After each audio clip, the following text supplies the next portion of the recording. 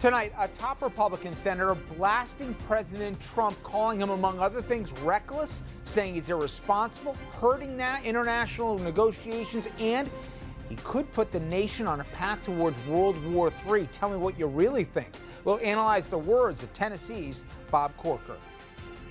Then another Sunday and another bit of NFL protest, bashing this time again from the White House. Vice President Pence flies out to Indianapolis just to leave the Colts game after the national anthem, as players predictably took a knee. Was this smart politics or an expensive stunt from the VP?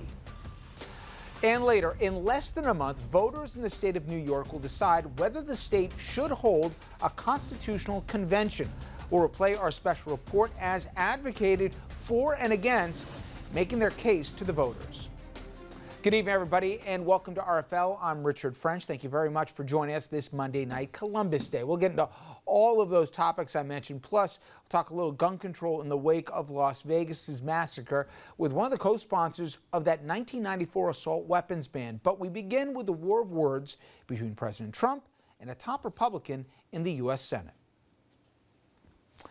Now, it should be noted, nobody's going to confuse Tennessee Senator Bob Corker with a Democrat, or for that matter, even a moderate. He is chairman of the Foreign Relations Committee, and he was even on the short list of possible VPs for President Trump after the convention. Now, he and Trump are feuding publicly in interviews as well as on Twitter, with Corker accusing Trump of essentially threatening the security of the nation, let alone the world. It was a presidential slam, not often said by the opposing party, let alone within party rank and file. Tennessee Senator Bob Corker in an interview with the New York Times, saying President Trump treats the office like a reality show and is so reckless the nation could be on the path to World War III. In several instances, he's hurt us as it relates to negotiations that were underway by tweeting things out, Corker said. The chair of the Senate Foreign Relations Committee, who's not seeking re-election, candid in his rebuke of the president. It all began last week with this comment. Secretary Mattis and Chief of Staff Kelly are those people that help separate our country from chaos. Leading the president to punch back on Twitter, saying Corker begged me to endorse him for re-election. I said no, and he dropped out, said he could not win without my endorsement, adding he didn't have the guts to run. In the no-holds-barred Twitter war, Corker tweeting out, "It's a shame the White House has become an adult daycare center. Someone obviously missed their shift this morning." Just last year, Corker campaigned for the president. I wasn't going to say anything. I just came to visit. But overnight in that New York Times interview, a frank admission, saying, "I know for a fact that every single day at the White House, it's a situation of trying to contain him." Senator Corker says he's not alone. Nearly every Republican in the Senate shares his concerns about the president. And the feud comes at a time when his vote could be critical not just to tax reform, but deciding the fate of the Iran nuclear deal. Serena Marshall, ABC News, Washington. All right, and with that, let us bring in our panel. Jeannie Zaino, professor of political science at Iona College, also senior advisor at the consulting firm Applied Techonomics. Former Congressman Republican Chris Shays, kind enough to join us here, and Andrew Whitman, to his right, our senior political correspondent. You know, I think everyone's going to focus on the back and forth, but if you step back for a second and you just digest what Bob Corker,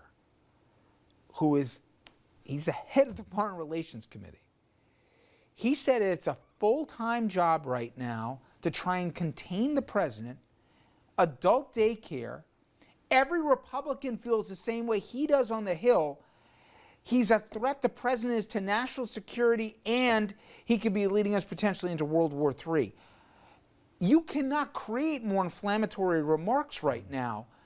And I haven't heard denials from other Republicans saying he doesn't speak for me. That, to me, is maybe the most damning thing of all, what wasn't said. The stunning thing is it's not easy for a senator to say that whether they're running or not running again. And for him to say it, you can multiply it times 5 how he really feels. And again, of his own party. Jeannie, I'm hard-pressed to remember anything like this. I mean, first of all, even if someone is from the opposite party, to say that about a sitting president would in itself be, you know, if not shocking here, you know, we have to do a double take. But to say that about a person that you were on the short list to be their VP, and all but threatening the president or anyone else in his party, say, tell me I'm wrong. And again, we get radio silence today from every Republican on Capitol Hill, is mind-boggling to me. It's stunning from so many perspectives, not the least of which is it's confounding to imagine what this president is thinking. Even if he just selfishly wanted to get something done on the job, this Twitter war is not a good idea. There goes tax reform and every other bill he wanted to pass. And that's, just part of what is so stunning. As the congressman mentioned, if they are saying this publicly, imagine what they are saying behind the scenes. It's got to be far worse than we're even led to believe. And so from all of the perspectives, it's absolutely mind-boggling. And I was trying to go back to your point and think about historically. Obviously, there wasn't Twitter in the past, perhaps, but historically, when have we heard this kind of rhetoric? Because let's not forget, these people are of the same party. It's not a Democrat and a Republican. These are two Republicans going at it, the president and a leading member of the Senate. But Corker is an institutionalist. He believes in the institutions and the structures of government, and Trump and the people on the alt-right really want to tear those things down. I suspect a lot of this has to do with the Iran nuclear deal. We heard from Mattis, the defense secretary, and Tillerson, the secretary of state, last week, both saying they support the Iran deal. They think Iran's living up to its bargain in the Iran nuclear deal. We know that President Trump hates that deal, wants to decertify it, and wants Congress to take action again and perhaps reinstitute the sanctions. That would be in Corker's lane. But I want to read the tea leaves, Andrew. That might be part of it. Yeah. You're probably more right than wrong. But I read that it was something else, that it was a daily exercise of trying to save this president. And answering my own question, some of the reports, when you go back to the Nixon days and the height of Watergate, right? Haig apparently had a deal with the Joint Chiefs to say, if the president says to press the red button here, don't do anything until you talk with us.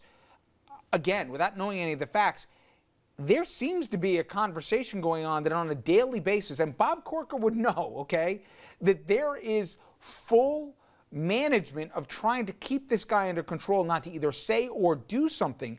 Now, it brings up the next question, which is the adults in the room. We mentioned General Mattis, we mentioned Tillerson, McMaster's was another name that's been mentioned here as well. I want to read a quote, and this is coming from Senator Tom Cotton, who's a Republican, also a fellow Republican from Arkansas, and himself a veteran. And he said, speaking about Tillerson, the Secretary of State, and Madison and General Mattis, Defense Secretary, if you feel strongly enough, you have to resign. Talking about if the president, congressman, tries to push back and goes with it. I don't agree. How do you feel? Yeah.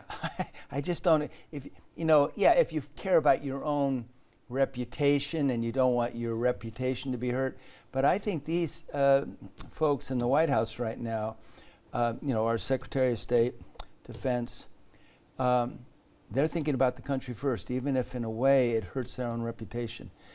Can you imagine if they all resigned? Yeah.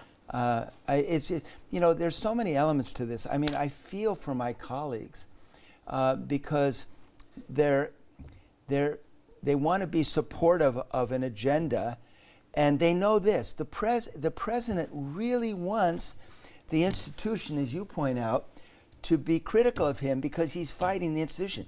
He has to have enemies, and he wants to make Congress the enemy, and he thinks that will help him politically. It's going to hurt our country. It's going to hurt any good program he tries to pass. But then think of our colleagues. What do they do? But you don't want a president surrounded by sycophants. You want people who disagree with the president in his face, saying, "Here's why I disagree." So you give him alternate options. But then think about this with Jeff Sessions, for example, guys. Think about Jeff Sessions. Yeah. Publicly humiliated, contradicted on more than one front here. At a certain point, you say, I don't need this in my life. I'm a public servant here, and I'm being thinking about national security right now. Right. I'm thinking about defense, State Department, and I just really believe that this is a very dangerous time. So now, Gina, you have to navigate the politics of this. Adding even more word to this, if you're an incumbent Republican right now in the U.S. Senate, what do you do? Yes, Corker threw down the gauntlet, but what do you say next? You have several Republicans that are up for re-election, and here's the choices that they're set. They either stand with the president, who's becoming increasingly unpopular, especially if you're in a swing state right now. You contradict the president, and look what's happened to those who've gone to public. He's more than happy to have a Twitter war with you. And then you have the third rail, which is Steve Bannon, who wants to primary every Republican if they're quote unquote a part of the establishment. And you look what happened in Alabama right now, and you say, that could be me next. Which rail do you choose? It's really, really difficult because I've always been of the school of thought that it doesn't help you to run against the president if you are running for re-election. I've always been of that school. You mean if it's with your own party? If it's with your own party, exactly. Sorry, if it's in your own party. But because we've seen people run away from the president, and I don't think it works particularly well.